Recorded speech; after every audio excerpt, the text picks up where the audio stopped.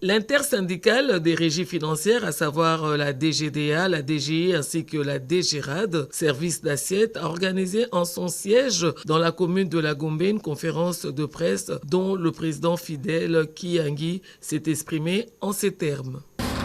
Chers amis de la presse, mesdames, messieurs les professionnels des médias,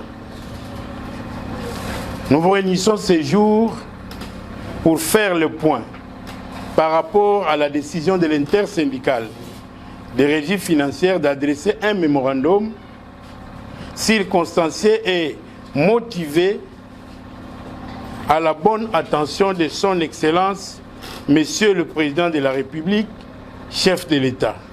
Nous avons dit Félix Tshisekedi Antoine Tshilombo. En effet, ce mémo intervient après recours à toutes les voies administratives et syndicales autour de la problématique du versement des primes de rétrocession aux agents de régie financière DGI, DGDA et DGRAD et ceux des services d'assiette.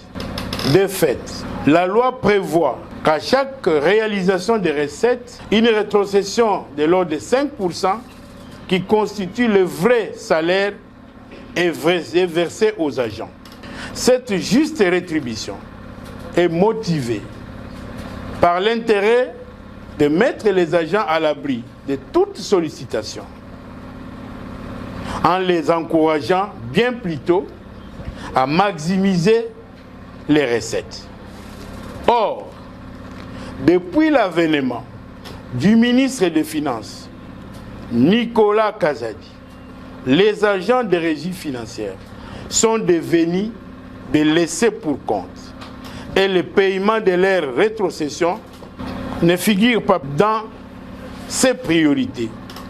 Ces derniers doivent attendre aujourd'hui plus de 5 mois alors qu'ils sont des locataires avec beaucoup de charges familiales et ils sont appauvris à dessein. Par ailleurs, ces agents mobilisent en temps réel les recettes et donnent au gouvernement les moyens pour la réalisation de sa politique. Ce traitement dégradant et humiliant qu'inflige le ministre Nicolas Kazadi aux agents de régie financière doit cesser et ne doit pas continuer avec le nouveau quinquennat du président de la République, chef de l'État. Voilà pourquoi l'intersyndicale décide d'informer le chef de l'État de cette situation par voie de presse et lui soumettra dès demain les 6 mémos. Il est bon que cette situation est également en défaveur des services d'assiette. Pour preuve, au moment où nous tenons cette conférence de presse, les agents sont en train d'être payés pour la rétrocession du mois de novembre, alors que nous sommes le 1er mars 2024. La rétrocession qu'ils sont en train de toucher, c'est la rétrocession du mois de novembre 2023. Ce qui est désagréable et démotivant.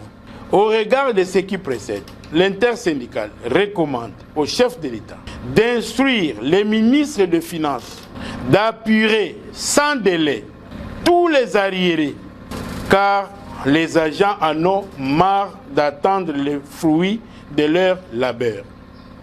Enfin, nous prenons l'opinion nationale à témoin sur cette situation, qui doit trouver rapidement des solutions concrètes et escomptées pour éviter que la paix sociale ne soit gravement troublée.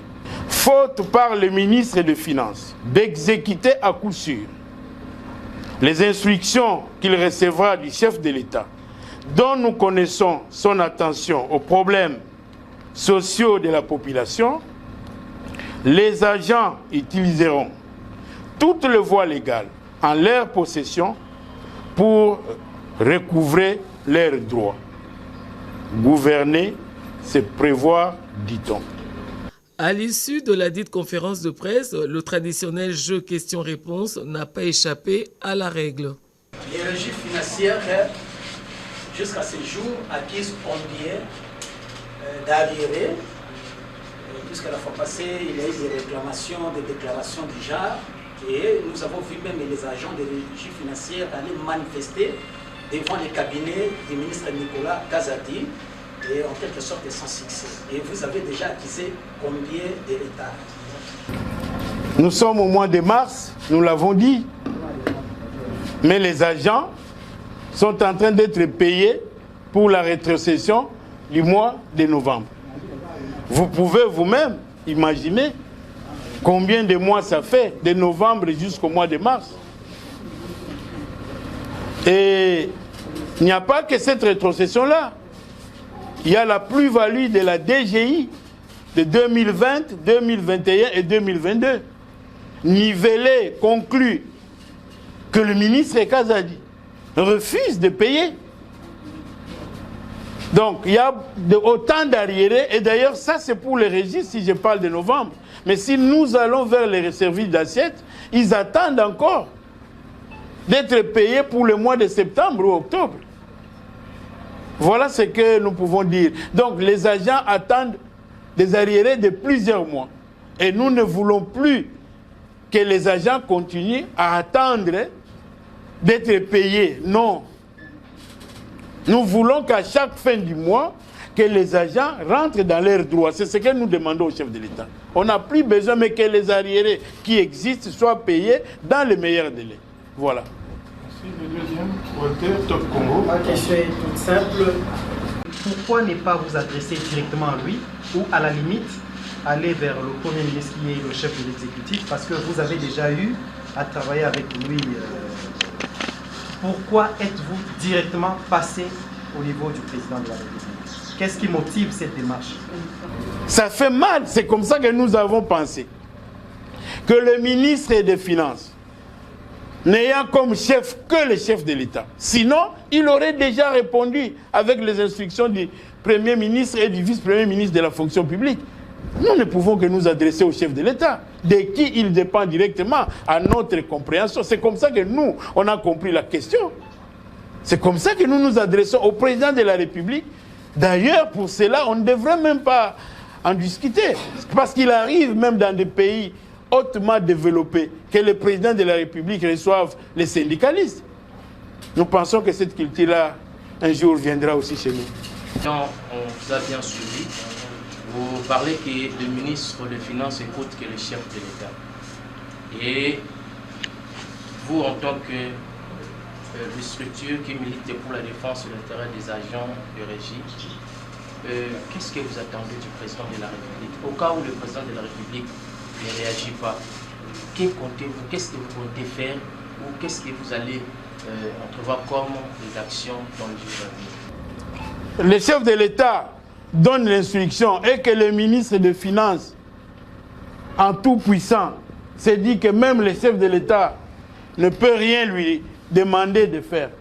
Bon, nous allons recourir à toutes les voies légales, nous reconnues par la Constitution et toutes les conventions de l'OIT, de Genève. Nous allons les appliquer. Mais qu'à ce moment-là, qu'on ne puisse pas trouver de prétextes. Ah non, ils sont instrumentalisés. Ah non, qui est derrière eux? Non. Nous savons que notre pays est en guerre.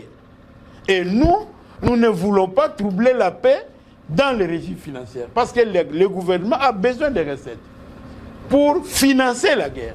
Mais si cela n'est pas fait,